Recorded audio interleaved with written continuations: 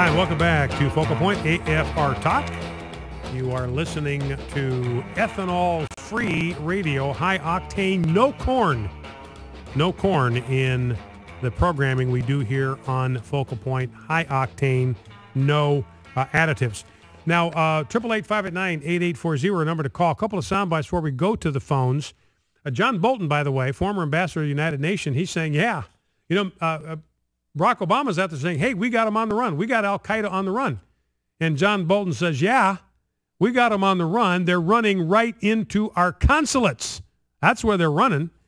And he made this observation about President Obama telling Medvedev of Russia, the president of Russia, Dmitry Medvedev, talking about this flexibility he was going to have, that he was going to have. He said, you tell Dmitry, or you tell Vladimir, that once I get reelected, I will have more flexibility. And this is what Bolton says. This is a very insightful observation. That's the first time I have ever seen an American president negotiate not for his country, but for himself. And that's what he was doing. He said, I will have more flexibility when I get elected. So negotiating for himself and not for his country. So, Al-Qaeda is on the run, according to John Bolton, right into our embassies. Now, let's play this soundbite from CBS News. Now, one of the things that's interesting, I got a number of sound bites. I got a sound bite from CNN. I got one from CBS. I got one from MSNBC. I got one from somebody that works for the BBC. I got David Letterman. All of these are members of the media, one way or another, that are completely in the bag for Obama. And yet they're beginning to do this accidental journalism. Here is Cheryl Atkinson, clip number 2, who is with CBS. And she's been doing some of the best reporting on this whole Libya thing. And here's what she had to say. At 4:05 p.m. Eastern Time on September 11, an alert from the State Department Operations Center was issued to a number of government and intelligence agencies. Included were the White House Situation Room, the Office of the Director of National Intelligence, and the FBI. U.S. diplomatic mission in Benghazi under attack. Approximately 20 armed people fired shots. Explosions have been heard as well. Ambassador Stevens, who is currently in Benghazi, and 4 chief of mission personnel are in the compound safe haven. At 4:54, less than an hour later, another alert. The firing in Benghazi has stopped. A response team is on site attempting to locate chief of mission personnel. Then at 6:07, State sent out another alert saying the embassy in Tripoli reported the Islamic military group Ansar al-Sharia claims responsibility for Benghazi attack on Facebook and Twitter and has called for an attack on Embassy Tripoli. So that is Cheryl Atkinson. That is CBS News reporting this.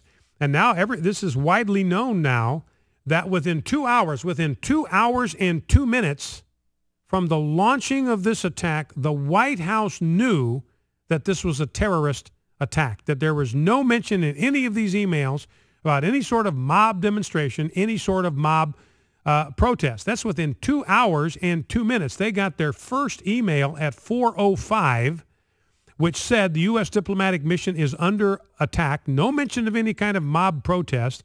There's a second email at 4:54 p.m., about 49 minutes later, again indicating that the embassy is reporting firing at the U.S. diplomatic mission in Benghazi. This is from the embassy in Tripoli.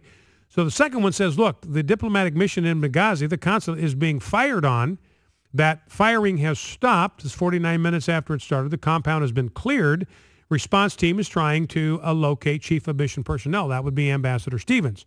And then 6:07, so that the first email is 4:05 p.m. Here is the email that comes in at 6:07 on September 11, the day the thing happened. Ansar al-Sharia, that's an Al-Qaeda outfit, claims responsibility for Benghazi attack. And 2 of the emails are tagged with a White House email address. So at least 2 of those emails, it didn't go just to the White House, went other places, but at least 2 of them went to personnel in the White House. So within 2 hours and 2 minutes, the White House had been notified that this was not a mob uprising, but was in fact a terrorist attack. Let's play clips 3 and 4, Rob. Here again, I want to remind you of what the administration first said. This is 2 hours and 2 minutes later. They know this is a terrorist attack. Here's what they said for days on end, well after they knew that this was nothing. This was not a mob protest, had nothing to do with the video. Here's a montage. On the anniversary of the 9/11 attacks, Americans and American symbols in 2 Arab countries tonight are under attack by radical Islamist forces, and someone at the American consulate in Benghazi is dead. Unclear if that We're not aware of any actionable intelligence indicating that an attack on the U.S. mission in Benghazi was planned or imminent. This is not a case of protests directed at the United States. It began spontaneously. We've seen rage and violence directed at American embassies. Sparked by this hateful video. Over an awful internet video that we had nothing to do with. Protests that arose because of the outrage over the video. This video is disgusting. Disgusting and reprehensible. Where there is an offensive video or cartoon. There was a hateful video. This is in response to a video that is offensive. You don't really believe that? Chris, absolutely I believe that, because in fact it's the So that's Susan Rice. 5 days later, in fact, it's the case. 5 days later, major talk show, she's out there saying, yeah, we know this is in fact the case. Now, the whole thing begins to fall apart. Here's a montage now of the major media outlets, news outlets, covering this story since this information has come out. Let's listen. The White House story crumbling. I would say yes.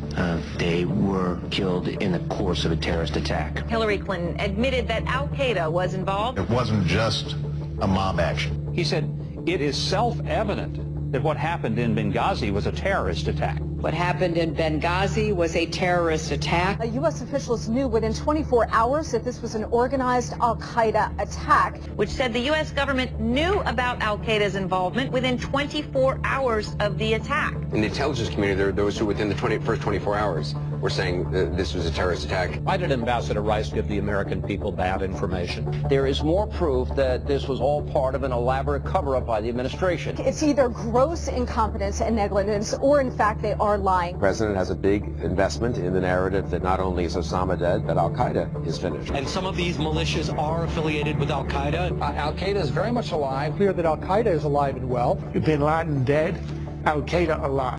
That's Charles Krauthammer's take. Bin Laden dead, al-Qaeda alive. Let's go to our phones. Let's go to Robert, Oxford, Mississippi. Robert, thanks for calling. Thanks for waiting. What's on your mind? Yeah, about the Libya thing. Yes, sir. I was wanting to call it in because there, I think last month sometime they had a little thing where Obama had come out and said that that we were not supporting Israel over some little incident they were going, and he said, please don't attack our embassies and affiliate buildings in the areas or something like that, something to that effect. And now that after 9/11 has happened and all that stuff, it's kind of funny that he kind of spoke and said, please don't attack those embassies. And now we're talking about, you know, that there was actually a terrorist attack against our embassies, not just in one area, but in several. Mm-hmm. So I thought that was kind of funny that that kind of played out like that, because it's almost like he was telling the future. Yeah. And well, yeah, that and kind of gives me. Go ahead. That kind of gives me the idea that he either had a hint or smelt something coming, or had knowledge that something might be in the plans, or you know, just kind of just it could be a fluke. I don't know. All right, Robert, listen, I appreciate the call. And I think maybe what Robert's referring to there is that President Obama had communicated through back channels to Iran, look, if Israel attacks you to take out your nuclear capability, don't attack us. We're going to have nothing to do with that. We're not going to back them. We don't have their back. We're not going to support them. That's not going to be our idea. We're not going to approve of it. We're not going to like it. We don't want to see it happen. So whatever you do, don't come after us. So Obama communicated that to Iran. If Israel attacks your nuclear capability, don't blame us. And Iran came out the next day and said, hey, we get an attack from Israel. We are going to treat that as an attack from the United States, and we are coming after you. And when you got a guy that says we're determined to wipe Israel off the map and the U.S. is a great Satan and he's a Muslim, you had best believe him. Let's go to Elvin, Jackson, Tennessee. Elvin, you're on Focal Point with Brian Fisher. What's on your mind? Brian, it's very disturbing that Christians want to be in government politics. Jesus taught the love of enemies. He practiced it. He said, pray for those who persecute you. He went to his cross giving an example of how to take up our crosses in this world. But instead, we want to take the sword of the government as our security. And the early church taught that a Christian should not be involved in government. We have the pagan Roman philosopher Celsus, who wrote a treatise in 171. Okay, Elvin, let me interject here because we're getting short on time. Do you like the Constitution of the United States? The Constitution. Yeah. Do you like it? Jesus would violate the teaching. So you don't like you don't like the Constitution of the United States? The Constitution of the United States is based upon law enforcement. I'm sorry, say it again. The Constitution is based upon a foundation of violence to enforce. Okay, law. you reject the Constitution. Do you reject the Declaration of Independence? I accept Jesus Christ. His Sermon on the Mount is my Constitution. As a Christian, we're called to follow him. We're supposed to love our enemies. We do not. So that means, Elvin. So Elvin, that means if the police came to your door and locked you up in jail because you are a Christian, you would not use the First Amendment as part of your defense. You would meekly comply with that and just go and wouldn't raise a protest about that. What did Jesus do? Is that what you would do? I'm asking you what you would do. I would do what Jesus did. He didn't go complain and ask for fight against the authorities.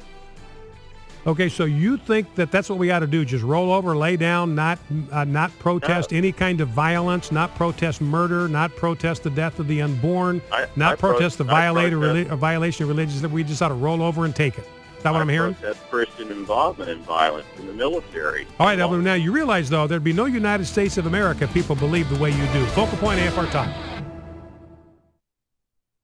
American Family Radio.